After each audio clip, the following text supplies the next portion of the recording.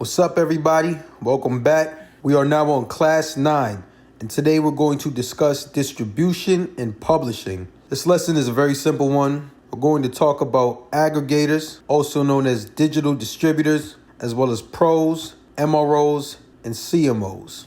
So on class 7, we began to talk about the direct-to-consumer business model. However, until you've gained a substantial following, the direct-to-consumer model is only supplementary to the system that's currently in place. I'm not trying to get you to revolt against streaming platforms, record labels, distributors, or any of the current rights organizations. We're going to make use of it all.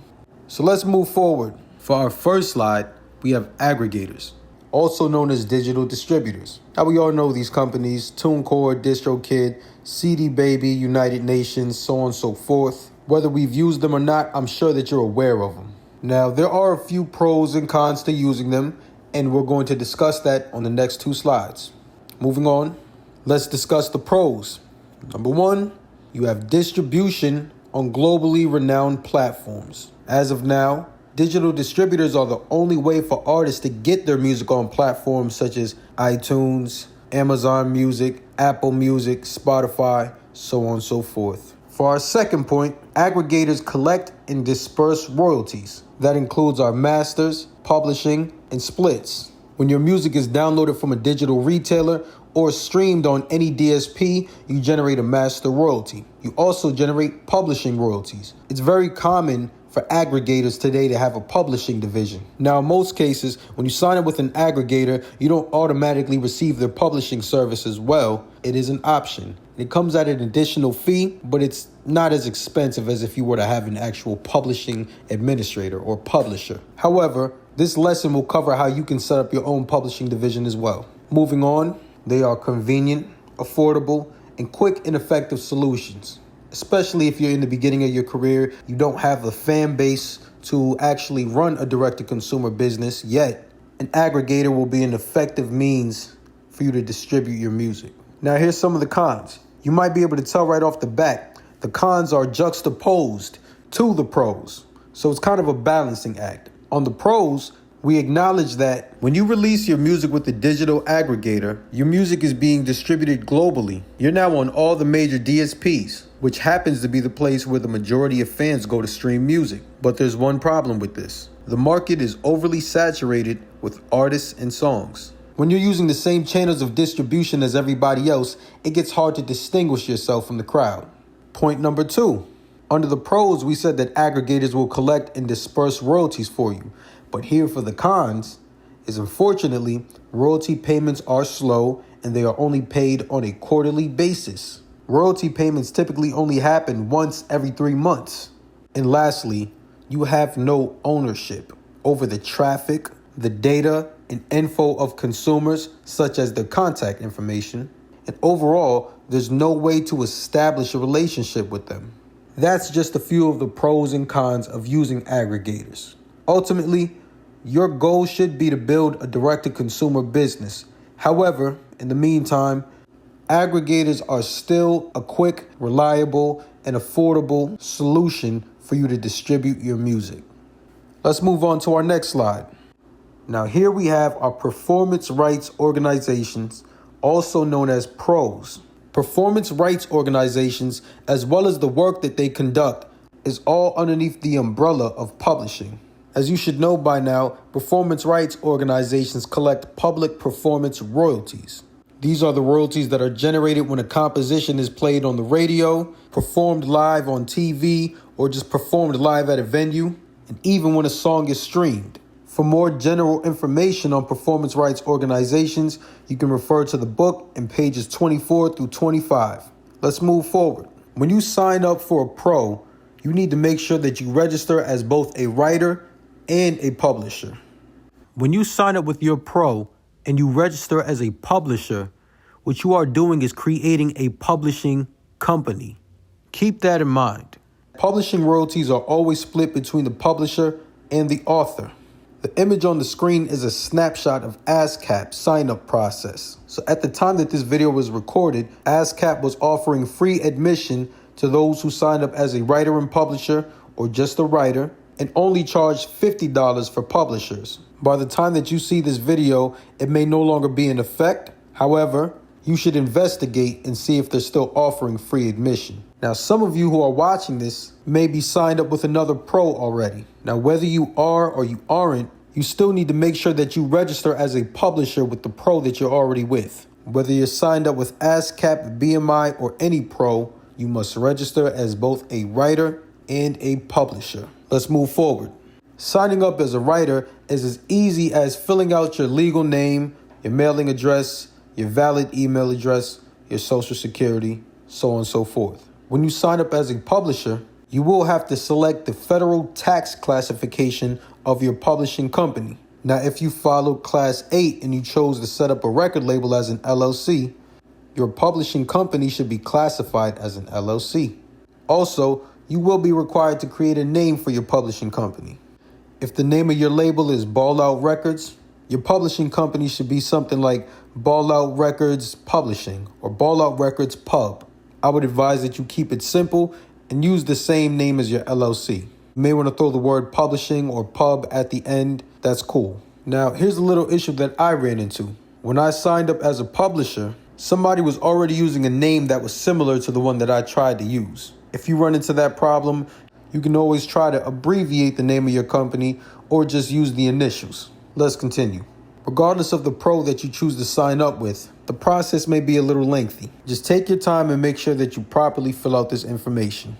And if for whatever reason you make an error and you discover it later on, you can always go back and edit these fields as well. Next up, we're going to talk about mechanical rights organizations, also known as MROs. Mechanical rights organizations also are underneath the umbrella of publishing. Mechanical rights organizations collect mechanical royalties, which are the royalties that are generated when your song is reproduced. If you'd like to touch up on that information, you can refer to pages 25 through 26 of the ebook. Moving along, as you can see, we have the MLC, the HFA, and music reports. You need to be signed up with all three of them. Let's see why. Firstly, we have the MLC, also known as the Mechanical Licensing Collective. The MLC is a nonprofit organization that was established under the Music Modernization Act in 2018. They are recognized by Congress and they were appointed to issue mechanical licenses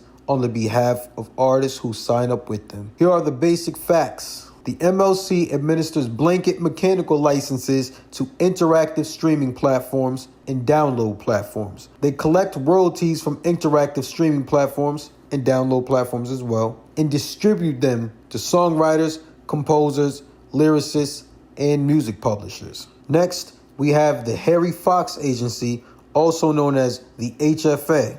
The HFA was founded in 1927 by the National Music Publishers Association.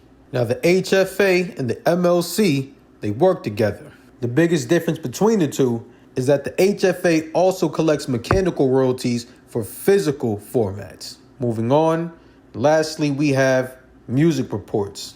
Now, Music Reports was founded in 1995. However, in 1998, they were a part of the signing of the Digital Millennium Copyright Act. From that point forward, Music Reports began to license out the copyrights for digital music services. They collect from both interactive and non-interactive streaming platforms. Now, as you may have noticed, there's some nuance between the HFA, the MLC, and Music Reports. They perform similar functions, but each of them collect royalties from various sources. Hence why you need to sign up with all three of them. Also, something important to talk about here is that they all have something called a reciprocal agreement.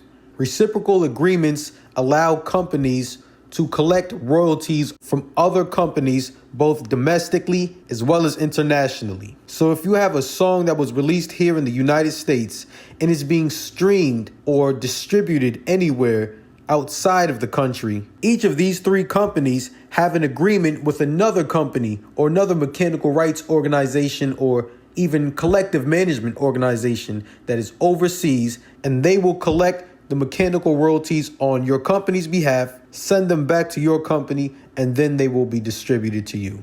Now let's move forward to CMOs. Here we have Sound Exchange and Song Trust. CMOs are also called collective management organizations. In most cases, they collect a variety of royalties. Let's go to our next slide. I'm going to read a small passage from the book. This is at the beginning of page 30. Founded in 2003 and designated by the U.S. government, Sound Exchange is the official collector and distributor for digital performance royalties. In order for recording rights holders to collect digital performance royalties, they must create an account with Sound Exchange and register their songs. Record labels, indie artists, mixing and mastering engineers, and all whom have any rights to a master recording. Now, to be clear, Sound Exchange only collects digital performance royalties from non-interactive streaming platforms. So, not to be confused with the public performance royalty, digital performance royalties are generated from the sound recording or the master recording. And Sound Exchange is the only company in the U.S. who's authorized to collect these royalties. Let's move on to the next slide. Here we have Songtrust, who is actually a publishing administrator with open acceptance. Songtrust collects public performance and mechanical royalties. Now, out of all the companies we've mentioned so far, Songtrust is optional. You don't have to sign up with them. Now, should you choose to, they will collect all of your publishing royalties on your behalf. However, if you sign up for a pro, as well as the 3 mechanical rights organizations that we talked about, you won't need Songtrust. That is all for today's lesson. But before you go, I just want to recap this information.